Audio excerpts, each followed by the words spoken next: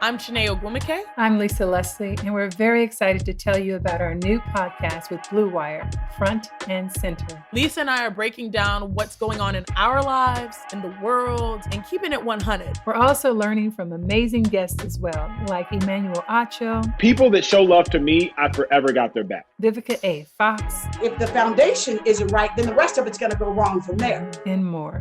Subscribe to Front and Center today. It would appear that I'm doing a lot of these pre-real messages lately. And this, my defense, we ended on a really good joke on the podcast, so I didn't want to go back and like plug what we had to plug. So I figured, whatever, we'll just do it in the beginning.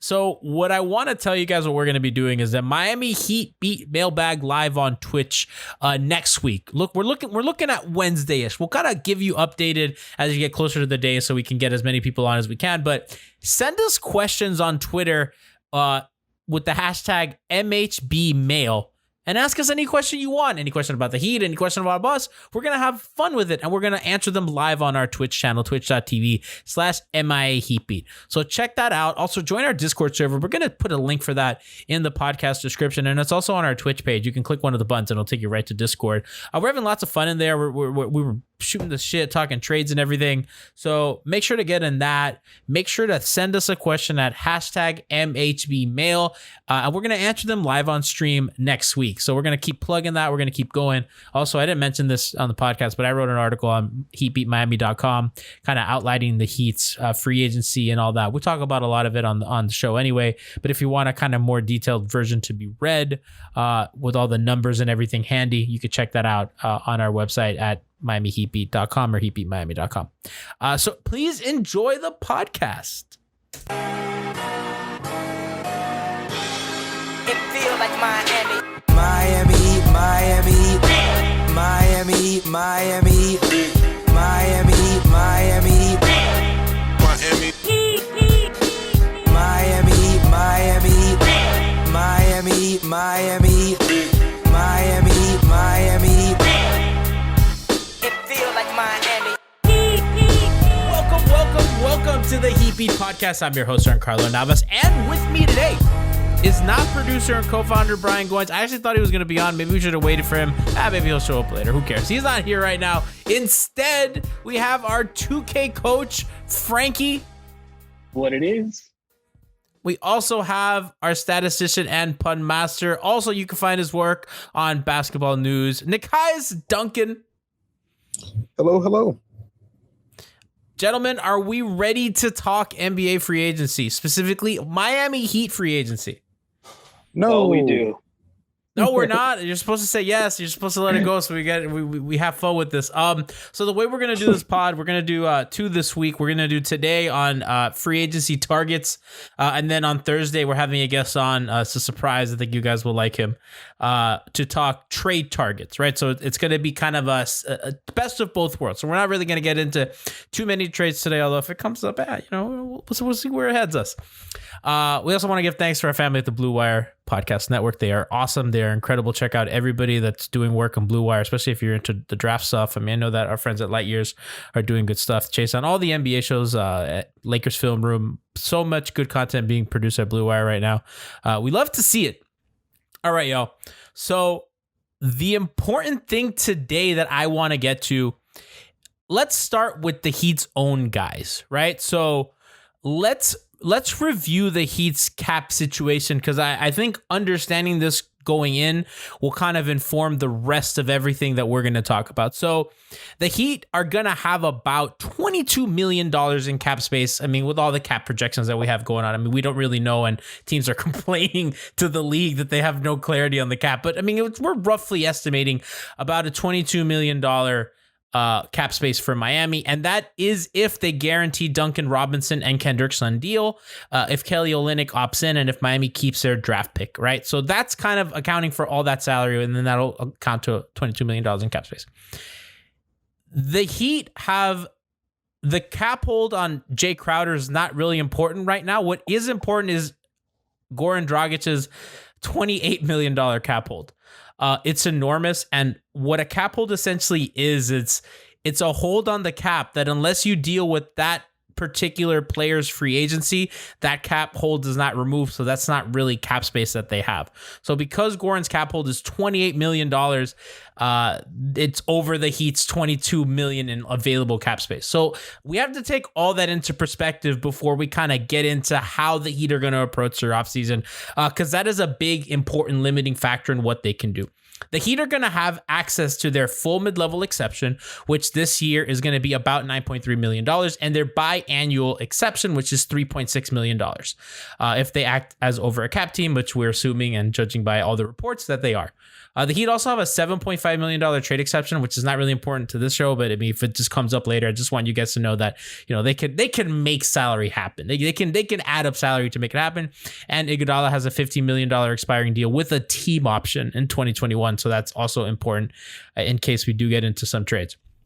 So Nekias, I kind of want to start with Goran. I think the consensus is they're gonna give him a 1 year, $20-ish million contract and bring him back next year. Well, I would say, I think the safe money is on Goran being back on a 1 year deal, like you stated. I've been kind of on the other side of that for the last couple of years. I am still worried about the defensive limitations. I think with Bam having more of an on-ball role, with Jimmy basically being at his best offensively when he's running point, with Tyler Herro kind of taking a step up in the bubble and during the postseason. If you believe in Kendrick Nunn at all, which it's easy not to believe in him, but you have to think of what the organization is looking at. If they do believe in Nunn, that's 4 ball handlers already. And that combined with Goran's age, with the defensive limitations, with him coming off the foot injury, I would be a little iffy on bringing him back. I would rather use that money to go for a wing or at least a young guard. I just wrote a Heat preview a few days ago. See if they want to utilize the cap space, if they want to renounce some cap holds, throw an offer out at DeAnthony Melton. I think that would be a nice target for them. That wouldn't eliminate the max slot for next summer, depending on what the cap does, but also gives them another young guy in the pipeline. I think that would be something to look into. But if you're asking me what I think will happen, I think it's going to be a 1 year deal for Goran, and then they give him something smaller in 2021.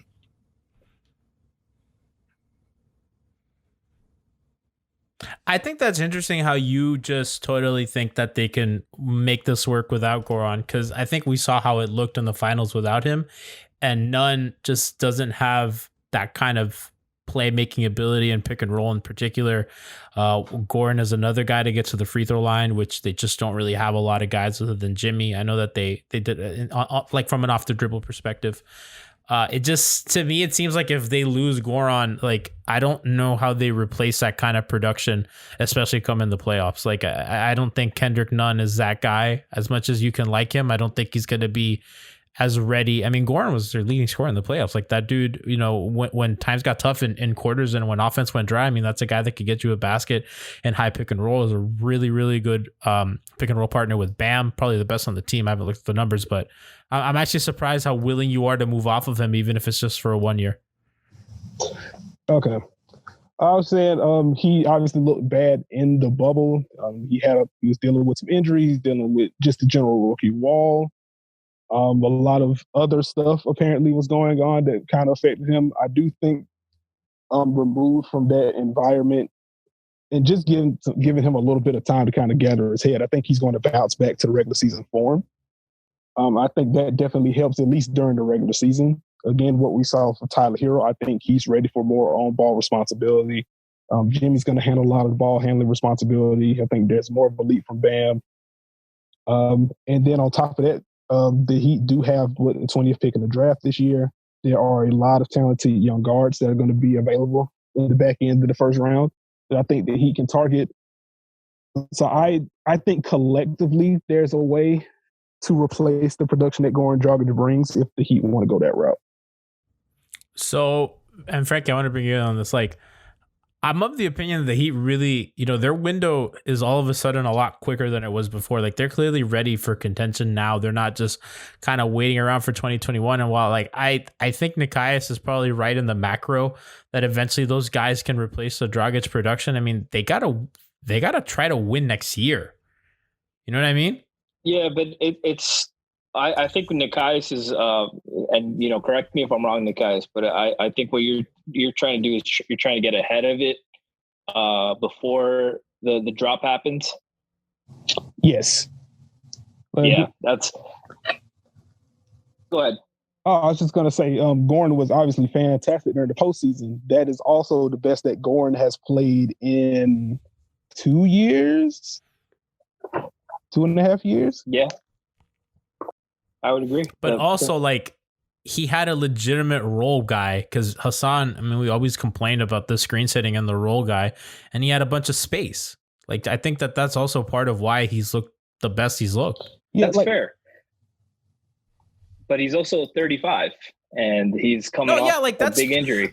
So I think it's totally fine to project that. But I mean, like, I think for next year specifically, especially if you're just looking at a 1-year deal, I just don't think that they're going to be a better team without him. I mean, it depends because, like, you don't know how this injury is going to affect. I mean, I really don't know the extent. Everybody seems to say that he'll come back fine. Like, I haven't read one person like that thinks that this is gonna be like disastrous for him. But like, how many guys? I don't know the history of this. Like, the only guy I know that had, like, in recent memory that had plantar fasciitis issues off the top of my head is Joakim Noah. And no, but this is not plantar. Like, this is the plantar fascia popped. Yeah, but so, like, that's gonna recover, right? So that, like, that part, from what I understand, hashtag he beat MD. That part's gonna be fine. Like, I from everything I understand, that's gonna make a full recovery. No, you hope so. But it's also like it's full recovery. There's a big difference between full recovery to being able to play and full recovery to being what you were before. Like I said, I didn't see too many people too concerned about it. I mean, I guess you're very right in thinking that, but I mean, that's also why you signed the 1 year. You know what I mean? Because, like, I don't know, like. But I'm with the guys that I think it's going to happen. Like, I don't think they're not going to bring him back. Whether they should, it's you can make a debate on either case. I think at the right money, 1 year deal, you take that gamble. But it's got to be at the right money. If you're giving him closer to the 28, then that's a lot riskier than if you're getting him to agree on something worth 20 million. Where I think he helps the Heat is that he's shown in the past that he'll take less money to help the team to help win. When he was up as a free agent in 2015, I believe it was, he took less money for them to keep Dwayne. And Dwayne had already earned a lot of money. It was like his last deal coming up, and Goran had never been paid, and Goran still took less money. So I think what Pat and the front office has shown before is that they'll give the guy a check, like a sheet of paper, say, hey, look, this is what it's going to look like. If you get this money, this is who we can go after, and this is what it's going to be if we can't get those guys. My thing is, because Nekias had mentioned it like a little bit, like, you renounce Goran, you get that cap hold off, and then you're also going to renounce Jay because Jay has an $11 million cap hold, right? So that $22 million, all of a sudden you only have $8 million of like legitimate cap space, and the mid level is $9.3 million. So you're only at a real difference of $2 million to play with. So I don't really see how much of a better option there is than to just bring them back and then bring Jay Crowder back. And then at that point, you just operate as a cap team with your two exceptions, because in reality, their cap space is kind of fake unless they renounce both Goran and Jay Crowder. And at that point, I just don't think you're going to be able to replace those two guys with this $22 million in your exceptions. You know what I mean? Yeah, that's fair. The sum of bringing those two back and adding somebody with a mid-level biennial is probably better than anything you're going to get without it. It's specifically because we're looking at like the 1 year. Yeah. And we're also not counting Tyler and Bam growing and getting better. That's true. We haven't talked about that. We saw Tyler and Bam take leaps in the playoffs. Bam got hurt, obviously, and then Tyler got exposed a little bit in the finals. But they're both really young, really talented, really smart, really hardworking. They can definitely take another leap next year. I mean, they're gonna grow, Nekias, but like the leap to like legitimate, number one offensive playmaker like Goran was at times, I think it's a bit much to ask out of two guys, especially somebody as flawed as Nunn. So I guess that's kind of where I beat you halfway. I think those are fair points. I think just in general, I'm more worried about bringing back Goran from a defensive perspective than the offensive perspective. Because offensively, I agree. Like what Goran brings in pick and roll, the chemistry that he has with Bam, like he's still very good. And even if he's like 4 or 5% worse, he's still going to be a very good offensive guard. So I get it from that perspective. I guess I just trust, as bad as Nunn is defensively, I'll probably trust him a little bit more to get a little bit better and be below average than I do for Goran to come back after the foot injury and with another year on him. That's and fair. Be what he's been. Because again, like we're going back 2 years, that was the first time Spo had really made a conscious effort to hide Goran. And, 2 years later, now he's basically on the edge of the zone. He's being hit in every possession. He's coming off the bench now. So I just think at a certain point, if you can get 80 to 85% of what Goran brings offensively between Nunn handling and Herro handling, and if you bring in a guard, a Tyrell Terry, a Tyrese Maxey or whatever, if you can get comparable production there and then improve defensively, I think that gives Miami a little bit more flexibility on the defensive end of the floor. And that kind of sets them up a little bit better short-term and long-term. We'll talk about this a little bit later when we get into kind of the wings that they have available. But like some of these guys, I just, like you mentioned Melton and some of those other guys, like I don't trust them to be on the floor late game in an elimination game. You know what I mean? Like, and I think that that's also something that, when you're a team that's up to the point that Miami is, you got to look at, well, what guys are going to be regular season guys. Cause I also think that's important too, especially if they're going to have a regular like playoffs next year with road games. I do think the regular season does matter in a guy, and getting some defensive help in the point guard position, it's going to help in the grind of the regular season when you're playing a lot of really fast, annoying guards. They can't just play that super aggressive, heavy switch defense that's frankly looks exhausting. You know what I mean? Right. So I think for the regular season, you look at stuff like that, but I think in the playoffs, I think what this team is going to look at is, can we play this guy late in games? Can we buy some minutes? Or is our offense just going to go to shit because this guy can't shoot, this guy can't handle, this guy can't do. So when I look at their options, that's the other part of that I can't, we've seen at least Goran can survive. And, Kemba Walker was a guy that we were all really scared of, and they just, the Heat game plan of everything that they switch and all the stuff that they do, it's just enough. And I don't really see that there's anybody at the market to help them, at least in free agency, not trade market, but that's kind of where I stand on the point guards. 100%. I think, I also think we're not talking about Gianni being afraid of Fred VanVleet joining the Heat and leaving the Raptors.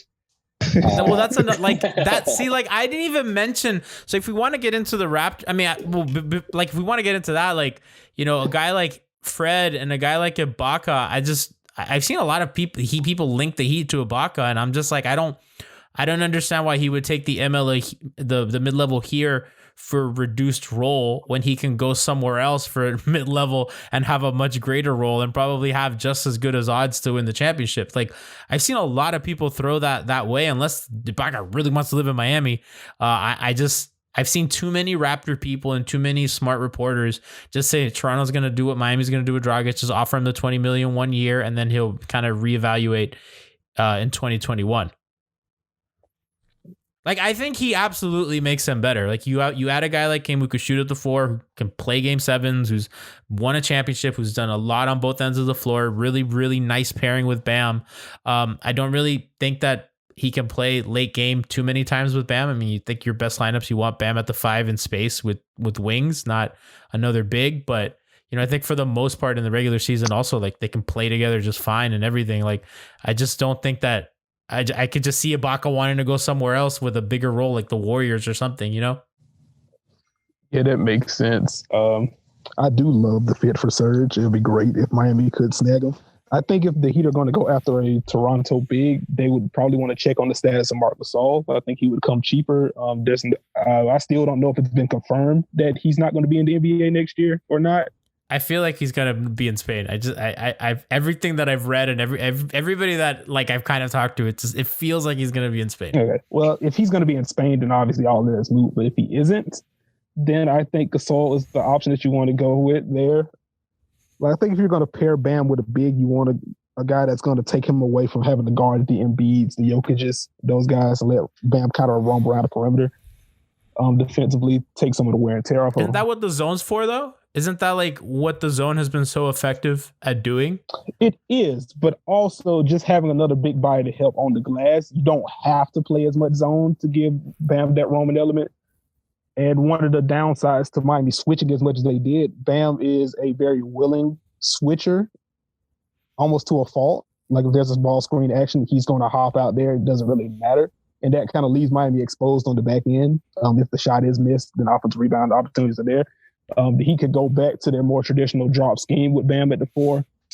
He could play higher on those pick and rolls.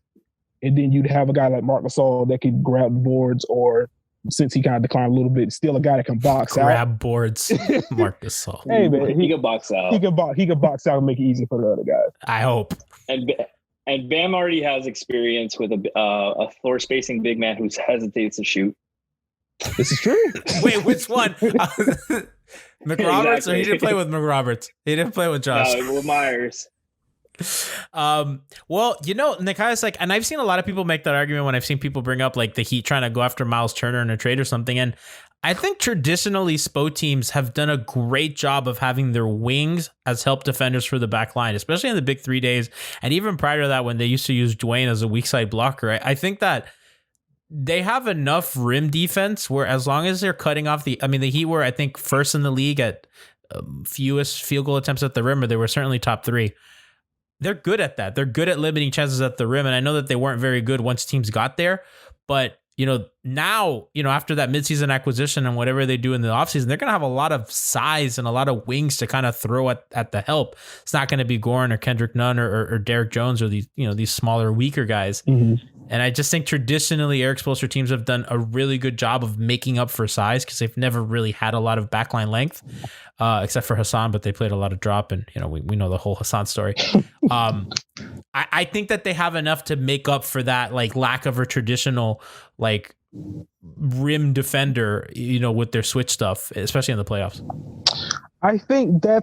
I think improving on the margins is what's going to help Miami get back to the finals next year, though. I think that's kind of how they need to look at it.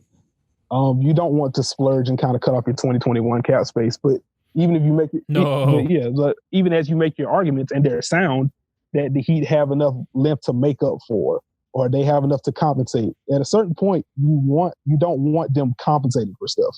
You want them addressing those weaknesses and making them neutral, if not strengths. So I think looking at moves to where they can add a little bit more size, but still have enough mobility to be able to be flexible. That's where Toronto excels. They can play that drop. They can go to a bunch of different zones, but they keep guys out of the paint. The Heat have kept guys out of the paint, but again, as you mentioned, once teams get there, then it's an issue. And I think part of their reliance but I think that's a size thing too. Like they've gotten a lot bigger since the beginning of the season. I think they've gotten bigger on the wings, but not necessarily in the front court. And I think that's fair. But those are the guys that are going to be helping. So now it's Jay Crowder, not, Derek helping, or Iguodala, right? Who's really good at splitting that difference when there's a guy rolling and there's a guy in the corner. Like, they have a lot of high IQ guys. But there's also a difference between Myers helping and then Bam shading over, than Bam helping and Jay shading over. The thing about them going small, they get a lot faster and space the floor on offense, but they have to work so much harder defensively. And they could do it in the playoffs when it's shorter games, more days in between. But surviving the regular season, I don't think you want to put those miles on Bam, especially since he's already. I totally agree. That's the one thing I agree on. But when you look at a guy like Serge, I think you kind of go in with the understanding, and I don't think the Heat, you can't really be in the business of lying to dudes about their role. You get agents mad or whatever. Of course. that's kind of the stuff that makes it complicated. Yeah, no, I agree. I think 100% their number one need isn't a big man, extra big man. They need one to help with the depth and a rotation big at that. But he's come playoff time, they're probably going to go back to a similar lineup where Bam's going to be running the 5 to start playoff games. I was talking to somebody on Twitter and I was like, listen, but the whole thing about adding a second big or whatever and like using their biggest resource, which is MLE, on a big man. I go, when you're playing Boston and they're throwing out Tice at the 5 and Jalen at the 4 with Hayward, and that small lineup that they have, Jalen and all that, Kemba, you can't play. I mean, are you really going to play 2 bigs in that scenario? Are you really going to let one of those guys guard Jason Tatum? And if so, then, if you have somebody else on Tice, then Bam's not able to be in the initial action up top, right? You kind of want him in that high pick and roll to switch or to do whatever. I mean, that's your best defender. You want him involved in that play. Well, it depends because Bam is a freak of nature and he can guard guards and wings. And he could help and stuff, but it's so just not. You can put him at the 4 and let him, like, depending on the big, because you is that ideal though? Is that going to be ideal for what they want to do? It depends because is it better to have Ibaka or Derrick Jones Jr.? That's what I'm saying. It's like you can make that case, but it's not just the big. It's who's the big, who's the wing. It's not just naming the position. You got to see who they can replace that with. Yeah, the thing about the big argument is that it's really a very, very small list of bigs that would make sense for the Heat anyway. It's going to be Serge. Mm-hmm. It's going to be Mark if he doesn't go overseas. It's going to be Aaron Baines if you're assuming that 3-point shooting is real, which it improved with more volume last year. So, that's kind of been an upward trend for him over the last 2 or 3 years. So, like, if it's one of those... I mean, he still wasn't great last year. He was 35% on volume. Yeah, it's 35% better than Daniel Tice. This is true. And it's 35% on high volume, and, like, they were almost exclusively above the break, which are the tougher threes to make. But that's what he's going to be having. I mean, in anything. And that's also what Spo likes. He likes running the offense through his bigs in the high post and the free throw line extended on the wings and stuff. He loves putting Kelly out there with the dribble handoff. Baines is a really good passer, and he shows he could shoot that shot when they drop. Do you like Baines like significantly more than Olynyk? Yeah, defensively, hell yeah. Significant. I mean, I like him. I obviously I think he's a better player, Kelly. But I don't like him that much more than Kelly. Maybe you like him because Spo would actually trust him to play. You hope, but that's another. I don't know. I think Baines. I was going to say I think Baines is better. He's also bigger. He's also longer. He's more willing to shoot, which is a very odd thing. And I think at this point he would also be cheaper than what Kelly comes at. I mean, Kelly's going to accept the player option. That's like $12 million. If the Heat, if the Heat operate as an over the cap team, that's going to give them the full mid-level exception, which I think that's going to be Aaron Baines' market, somewhere in the $8-9 million range. I was saying that I think an MLE gets it done, but is that what you really want to use an MLE on? Is that like that? That's like a plan C type move to me, especially if Olynyk opts in. I mean, I think what's nice about Baines is that if you do get him with the MLE with your plan C, it kind of lets you move Olynyk and not have to worry about that backup big position, especially in the playoffs. Mm-hmm. But other than that, it's a really it screams plan C to me. I mean, yeah, that's fair. It's also tough to have this conversation in general because we don't know when free agency is going to be. And what a weird fucking season. Very weird. And we're just kind of neglecting the draft right now. We don't know what the Heat are going to do with that pick. Yeah. We know they're gonna use it on the player, but we don't know if that's being traded somewhere. If you're telling me that the Heat are taking Tyrese Maxey at 20, then using the MLE on Aaron Baines is a lot more appealing to me because you already have your point guard defender. So even if you bring Goran back, you have a guy in Maxey that you can throw on point guards from day one, really. You have Kendrick Nunn if you want to give him another year to see if he gets back to form. I think he will, but that obviously can go either way. And then you have Goran as the guy that closes games for you, running high pick and rolls with Bam. So you're kind of situated there. So from there, if your guard rotation is set, then it's okay, how can we help Bam during the playoff? During the regular season, keep that wear and tear off of him. And if your big rotation at that point is Bam, Baines, and Olynyk, you basically have what you need.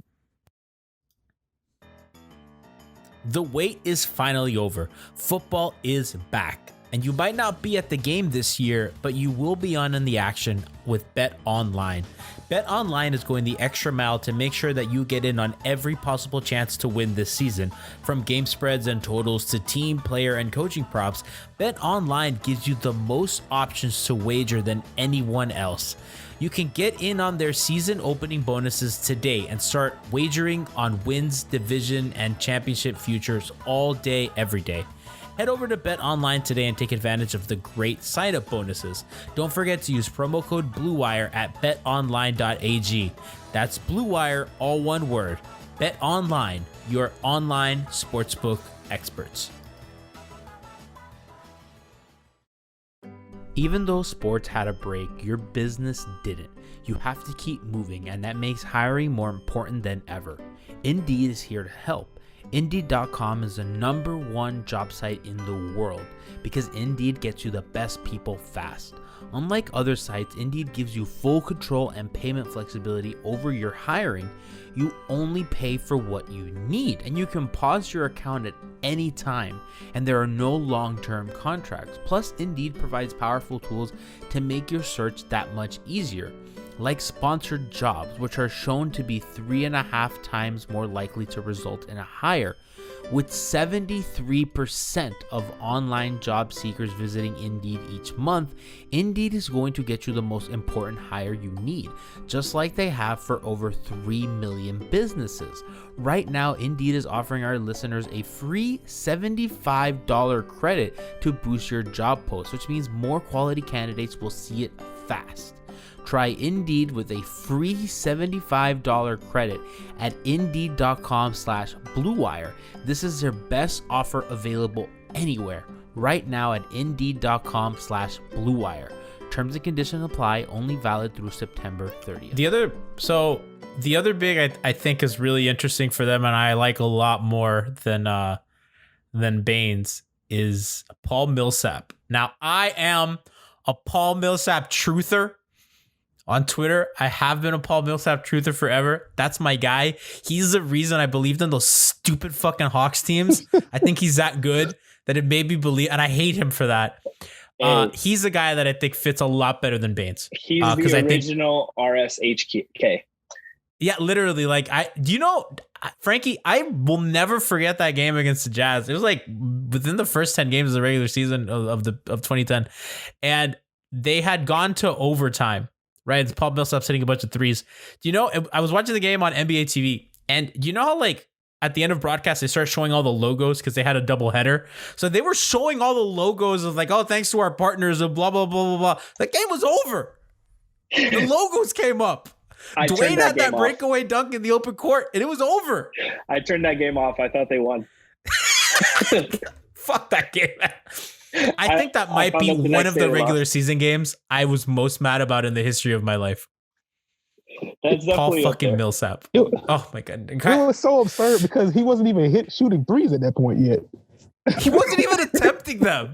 That was his coming out party. He waited. Look what I found. It's always, dude, it was the worst. Always wild talking about Paul Millsap now being as versatile as he is, because he came into the league like he was. What was he, like the leading rebounder in NCAA history when he came into the league? Like he was very much a garbage. Louisiana Tech. Yeah, like he was basically a rebounder and paint guy, and now he's turned into one of the more skilled fours of the last decade and a half. It's just absurd. He could do a little bit of everything. Yeah, he's good. Mm-hmm. He's really good, and I like to fit next to Bam for everything that we said about Baines, a guy that you could play next to him in the regular season to kind of take that wear and tear. Another big in that rotation, 44% from three, by the way, 50% from two, 82% free throw shooting. I mean, just total like the standard of efficiency over here. The thing about Millsap too that I love is that he might be able to get him for just the biannual. Since he's a veteran. No way. He's made a lot of money. He might be in that win now mode. Like I could see his last contract was 3 years, $90 million, which I think is important. Taxes, if he takes the biannual, See, I didn't even consider him as a biannual guy. I thought for sure the MLE was going to be what would get that done. But, you know, he's on a good team in Denver. Who knows what they want to do? I mean, they're going to have to do something with Jerami Grant as well. We're going to get it to him in a second. But he's a guy that, as a shooter, defender, high IQ guy, a very good defender. I mean, the playoffs against Anthony Davis, I mean, you know, who does good against Anthony Davis? That dude did as well as anybody.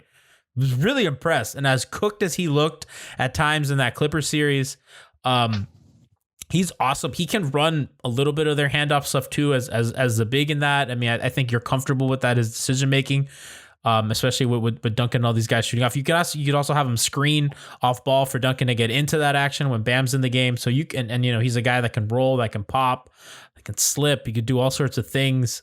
I love him, and I think the fit here with him is terrific. And especially if you get him for the biannual, then you don't have to feel guilty about not playing him late in games when you want to go small.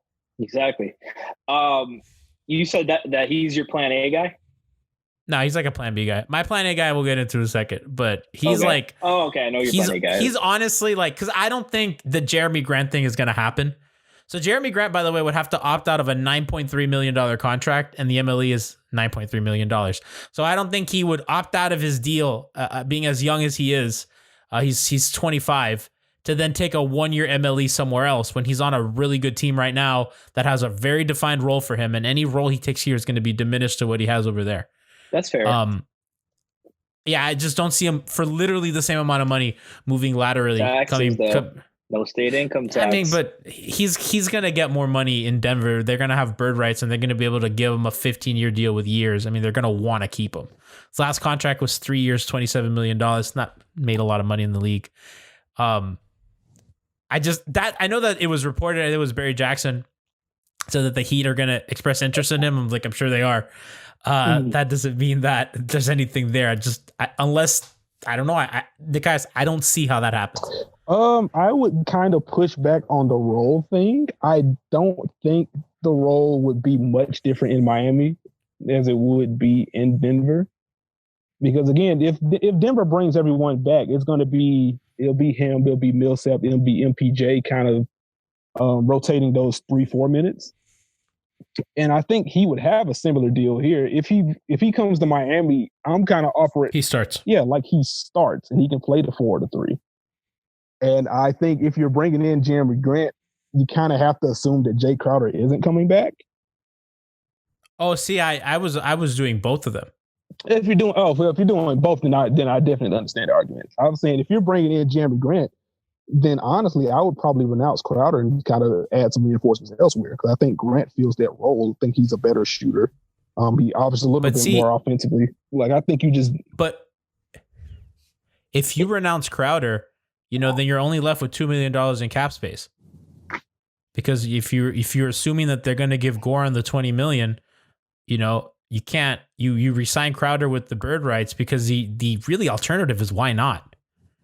Because to get to the luxury tax, it's about $50 million. So they can sign their 2 guys for less than 40, Goran and Jay, and then add an MLE and a biannual, and you're still not in the luxury tax. So if you renounce Jay Crowder, you still have to sign Goran first because of his $20 million cap hold. You're only really left with $2 million in space, and you're not really going to get anything with that. So you might as well sign Jay with the bird rights and then just use your exceptions. That's my thing. Okay.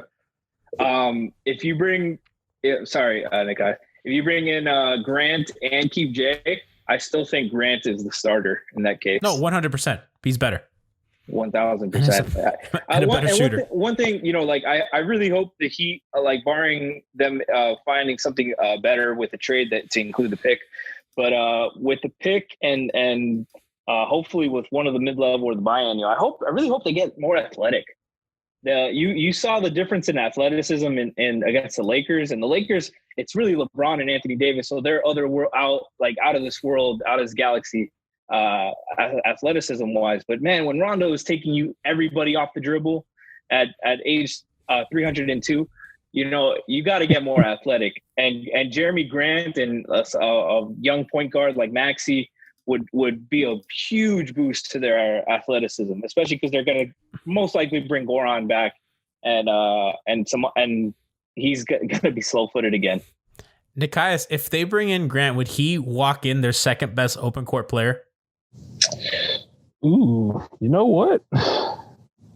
He just might. He's gonna streak. Like, they're not good at that. Like, this is not something that they haven't really since the big 3 years. They just haven't had a lot of juice in transition. And R.I.P. Gerald like, Green. You know, Flocka. Flocka forever. Salute. I don't think there's a time that Joe Green has ever mentioned on this podcast where somebody doesn't go Flocka. It's just legacy. Every time I drive by the Marquise building downtown, I always think of him. Every time. I was like, Chalmers had to go over there and help him. Oh, I always think of that. I always think of the Levitard song where Mario Chalmers saved. What is it? He almost died or saved. I don't remember the song. Classic moment. Oh my God. Yeah. So like, he's a guy that I think instantly makes their open court stuff better. And in reality, the guy I want and the guy I think 100% makes them a team that is just a complete level up from where they were last year, as good as they were last year, as Gallinari. He's a guy that 100% walks in their best or their second best open court player. They just don't have a lot of those. They're just not good in transition, like in terms of athleticism and stuff like that. He's a shooter. He's an above average defender. He gets to the free throw line a lot. And him and Jimmy doing that to back lines is going to be really fun. The dude can flat out score at 3 levels. He can play both sides of the handoff, either as the handoff man or as the guy coming off of it. He can switch in their schemes.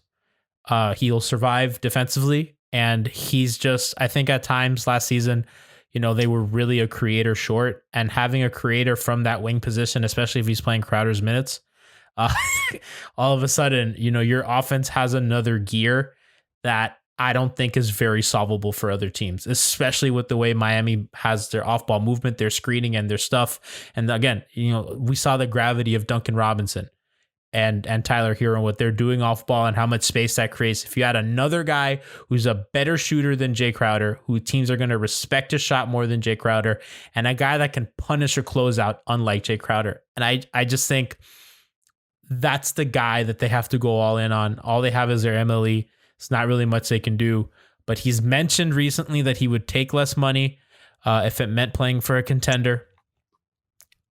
If Miami is that contender, they can instantly offer him a very, very important role in this team. He would 100% be their second option offensively, I think, pretty clearly, unless Bam's going to take a leap as a scorer that I just don't know that he'll take yet. Nekias, that's the guy that I look at and I'm like, if they get him, they can go to war with anybody in the league. Well, as you said, Gallo is very good. I think he solves a lot of the offensive. I don't even want to call them issues because the Heat had a really good offense last year. But he definitely helps with the half court creation. When your best two options are basically battering rams, Jimmy just kind of going to the rim and Bam trying to dunk over people as a lob guy or just trying to put guys underneath the basket, kind of unrefined in that role. Having a guy like Gallo that can create off the bounce or get to the free throw line, I think gives them a little extra something.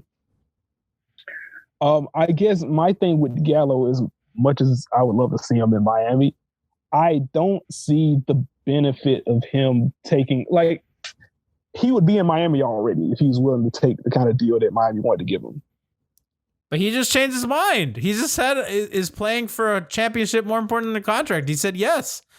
Times have changed. He wasn't the man he was yesterday, guys. I mean, if it changes that quick, then, like, if the MLE is available to him and he has his pick,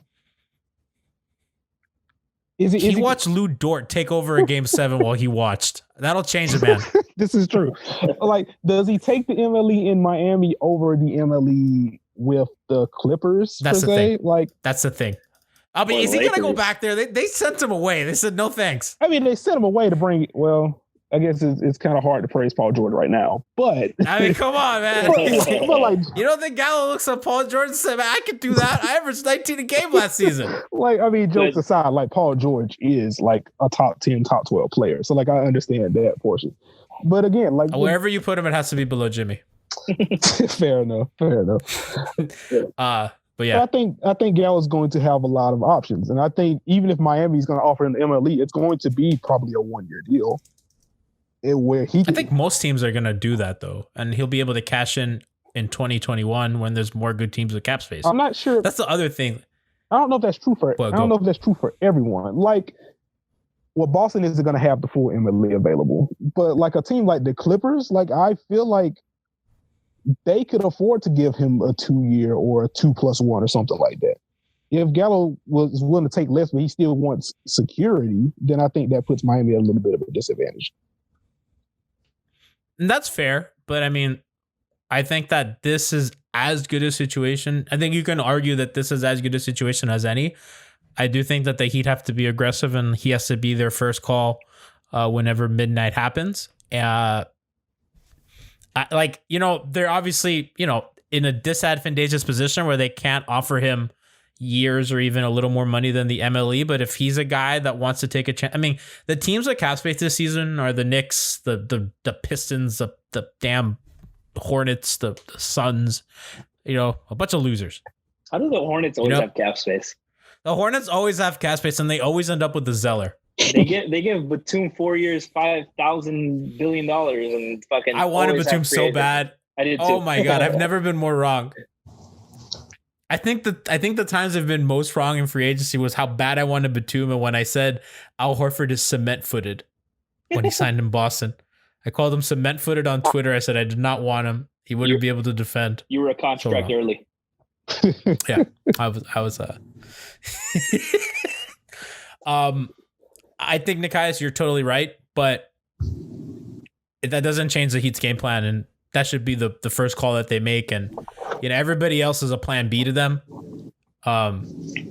He absolutely changes them, and I think Twitter's gonna hate me for saying this. I don't think that he should be favorites to come out of the East next season. I still think it's the Bucks. I do like that matchup for the Heat. I think the Celtics have a chance to get better if they want to move Gordon Hayward, especially with whatever Indiana has going over there. If they want to get Miles Turner and Victor Oladipo too. Yeah, I mean, like, teams in the East are going to get better. I think the only team that you could argue that might not get better is Toronto. But everybody else in the East, the Nets are coming with Kevin Durant and everything. Like, the regular season's going to matter, seeding's going to matter, and if they play road games, it's going to be different. I think the Heat are obviously a contender, and you can argue that they're a top 3, top 4 team in the East. But I do think they need to get like legitimately better. Yeah. And I think Gallinari is that guy that really puts them over the top. And I think that, like, for me, for my pessimistic ass, it would make them the favorites, depending on what other teams do. Because he's Italian. He's from Milan. He's from my favorite city in Italy. You see? Yeah. There's always a connection. There it is. Yeah. Yep. Yeah, we all know my lore with Milan. He definitely brings another level to the team, especially for Jimmy. Jimmy would be much more comfortable in a creator / defender role, where he doesn't have to take that toll on his body. You saw that he can definitely get there in the finals, but you also saw the toll on his body that it took for the rest of the series, that he couldn't keep that level up. Couldn't walk after one of those games. Yeah, and it's not. Like what Jimmy did was insane, but you don't want Jimmy to have to do that all the time. You don't want to have to rely on Jimmy to summon that every time. So Danilo, and you can't expect him to be able to do it again. Exactly, he did it twice. That was insane. He did it really 3 times because that game 2 was also amazing. Yeah, he was like a rebound short of a triple double. Yeah, but that's the thing. Danilo would turn their top 7 offense into a top 3, top 4 offense most likely. And he 100% makes him a top 3 offense, no questions asked. Yeah, and but I just question. I know he said that, but I until he signs for the mid level with anybody, I don't believe it. Like I said, I don't know either. But what's he gonna do? Time with Detroit? He's gonna go see what him and Blake Griffin can do. He's gonna go back to the Knicks. I mean, like he's gonna go play with a Zeller. I mean, he could probably make Phoenix a playoff team, honestly. Oh, wow. Playoff team. Oh, Gallinari is now in his 30s. He's playing for the 8th seed. Yeah, I'm just saying. Like, you want to get bought by the Warriors, Clippers, or Lakers? Is that what Gallinari's playing for? He just saw Lou Dort do it. Listen. He just did that with Lou Dort. You know what Gallinari is? He was born in Knicks culture. Eighth seed is what he's about. No, not 8th seed. Not making the playoff. Lottery is what he's about. And that's your top guy. No, he's good. He's great. Guy's great. awesome. He's great. I'm just so sour that he didn't agree to come to Miami on the first place. Listen, we forgive, we forget. I don't. Wasn't the man he was yesterday. Another guy I have a lot of interest in, and I'm curious what Nekias specifically thinks. Wes Matthews. He's a guy that made Miami's life a living fucking hell in that playoff series. My goodness gracious, his defense coming off screens. It was God. That guy's still good. He had that Achilles injury, seemed to bounce back at least defensively very nicely. Not a dead-eye shooter, 36% from 3 last year. He just finishing up a 2-year, $5.2 million deal, so not a lot of money. He's 33 years old, which is, not as old as you would think, but considering the Achilles injury, that from a while ago when he was in Portland, that changes things. 47% from 2, 77% from the free throw line. I think he's obviously not a plan A guy. I think he really helps their defense. I think he's 6'4", you can really play him on guards. He's really helpful. He can switch, he can go over screens, he could play drop, he could play in any scheme. He's not going to hurt you offensively because he'll be able to hit enough shots. I do think with all the motion Miami runs and all the space he'll have, I think the quality of his shot die is going to be pretty similar to Milwaukee. Maybe he might improve a little bit because sometimes shooters tend to improve when they move instead of just standing there waiting. Kind of gets you in a rhythm a little better.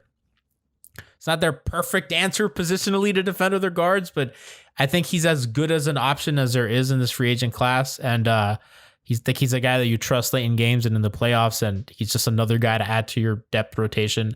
I really like him. If they can get him for the biannual, I think that's an absolute steal. I don't see why he wouldn't stay with the Bucks or go somewhere else, but you have to think that Miami makes that call.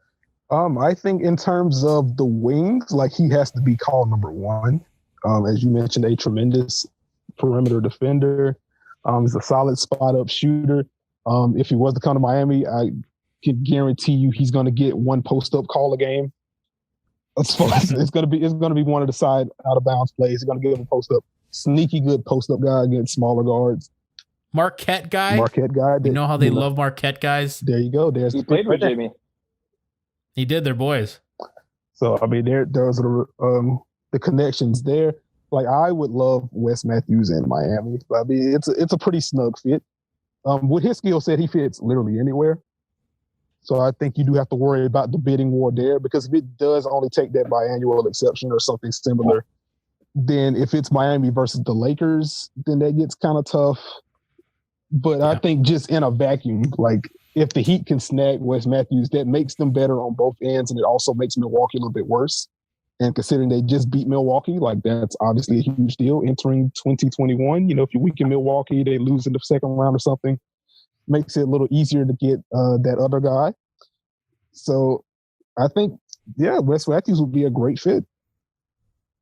The other thing that I don't think we've talked about is this team fell short of a championship. They didn't win a championship. And I do think that there's something to be said about guys coming to be the final piece to a team. And I know how much these guys are competitionaholics and everything. If the Warriors had won, Durant probably doesn't go there. And I know that that's an extreme example of it. And I know that a lot of times teams go back to defending champions. I mean, we saw it when we were with the Heat. Ray Allen came here, Shane Battier. You know what I mean? We've seen that happen. But I think that there's something to be said if you're a team that was almost there, but you were just quite missing a little bit, and a guy saying, "I can be that final piece. I can be the one to lift this into a championship." And I think that might matter a little bit in this scenario. Maybe I don't know what the reputation of this Heat team is amongst players, but you have to think that it's pretty positive considering the way that they play and how they do it. So I just, they're a contender, and I think that they're going to be in the conversations for all these guys. And I do think that they're going to have that little thing in their back pocket that's going to help them. And it doesn't hurt if Pat Riley's making that phone call. It's going to be really helpful for them. Another guy I want to look at before we kind of wrap things up, Jordan Clarkson. He was good last season. It's probably one of his best seasons. 15 a game, 37% 3-point shooter, 53% from 2, 84% from the line, wrapping up a 4-year, $50 million contract. He's 28 years old, still in his prime. I don't really know what his price point would be, Nekias. Maybe you can probably answer that. I think an MLE is a bit too high. But if he still doesn't have a home and the free agency market has dried up, there are worse things to do. I think, well, first and foremost, I think if the Heat are going after Jordan Clarkson, that means something's gone wrong with the Goran Dragić negotiations. Yes. Oh, no, see, I disagree. Oh, go ahead. Why you? If they just really strike out on all those other guys, I think Clarkson is fine. Yeah, like I think just because of the type of guard that Clarkson is and the guard room that the Heat already have, I don't think you're bringing in Clarkson unless he's coming in to replace someone. So I think that's how I view it. I don't think the Heat go after Jordan Clarkson unless they fall out with Goran, or if they have something on the medicals on Goran that they don't feel comfortable with, or they say, hey, Goran, take 1 year, $12 million instead of 20. And Goran's like, or they want to move Nunn. Well, yeah, but I think with Clarkson being 28, like I think he's set up to get one more deal. You said his last contract was what, like 4 years, $50 million? I think he's coming off the career year. The big thing with him is that he's finally substituted some of those long pull-up twos and turned those into threes.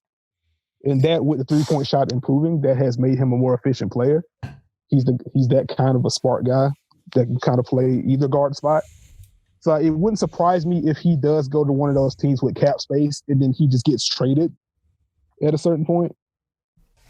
So I honestly wouldn't be surprised if he goes to like Detroit or something and gets big money. If he's taking the ouch. Yeah, like if he's taking the MLE, then I think he's a solid option for Miami. But again, that's a Goran's gone option more so than someone they're just going to target outright. I don't really think he ends up here, and I don't really think he's going to take a discount to play off the bench on a 1 year deal for everything that you just said. But I do feel like he's a name that you should mention. Mm-hmm. He was really good. Kind of saved a couple other names. I was just going to say, kind of saved Utah in a couple of playoff games last year. So he's good. He's got New York Knicks written all over him. Come on. Oh, you're so right. That is so. I mean, he also has Detroit Piston written all over him too. I mean, no, listen, that's Detroit Piston all over him. The Knicks don't have a point guard. Couple other names. Nerlens Noel. I love that guy. I don't really see how that happens, but I've always been a fan of his, especially defensively. I think he probably hurts their offense a little bit, but I really like him. Nerlens is fun, very fun 2K big. Very fun fantasy big too. He averaged like at some point he was like two steals and 2 blocks a game. That's fantasy gold, baby. Yeah, that's always kind of been the thing with him. Crazy tools, even after the injuries. Can swat shots, can steal the ball, can really switch out, has that kind of mobility. He is just everywhere at the same time, which is kind of a detriment defensively. He tries to snag everything. Got a little better in OKC. A little bit more disciplined on both ends. But think of the culture though. Well, culture is certainly a word you can attribute to Nerlens Noel. I agree. But yeah, he's a fun option. I don't think Miami's going to target him, much less sign him. But I think he's definitely going to help someone's bench. I like him a lot. Like I said, I don't really. He's like a very down the list if they strike out at a bunch of dudes. Mo Harkless is another guy. I know you mentioned him in your piece on basketballnews.com. Was a member of the Heat for like 5 minutes. You could catch me on Twitter complaining that they kept Myers Leonard over Mo Harkless. I think he's a guy that would fit here pretty well. If it comes to it. Justin Holiday is another guy. I do want to mention Christian Wood. I see a lot of people wanting him. It's just no way a guy that young is going to come to Miami on a 1 year deal. Dude is 24 years old. Had a career season, is set to start somewhere and actually begin his NBA career. The guy's not gonna play and back up Bam and playoff game. I don't know. I just don't see that happening. Yeah, Christian Wood's going to a cap space team. He's too good. Atlanta would be nice for him. See, if Atlanta didn't have a big, he'd be great over there. He could still fit. He has another. Yeah, him and Collins both can shoot enough that they can make it work. For real, if let's say Toronto loses Ibaka, that's a guy I would call if I'm Toronto. Are they going to have the funds for him? I don't think he's taking the mid-level exception. That's kind of my. No, but I mein, if Ibaka leaves and all of a sudden they have cap space. A little cap space. They actually have cap space, and I think that'd be a fun option for them. I like, don't quote me on the cap sheet. I don't know Fred's cap holds and everything. Fred's cap hold can't be that big. Isn't he coming off a rookie deal or something? I don't know. Not really familiar with Toronto cap space, but I mean, I'm sure that they can get it done without compromising Giannis. Yes, it's too late now, buddy. We know you know the cap sheet. It's okay. I don't know the cap sheet. I just leave me alone. Very convincing. You guys should see me in DMs like defending keeping the Toronto core together. I had to look at myself in the mirror today. Oh God. I was like, what's going on with me? No. Yeah. Now to close, I want to talk a little bit about the Heat's guys that we haven't talked about yet. We all think Derek walks, right? We all think that there's no chance that Derek ends up here again. Yeah, he's gone. He's an Atlanta Hawk. He has been that late. guy has Atlanta Hawk written all over him. He does. He'd be fun with Trae Young. I'm not gonna lie. Good fit.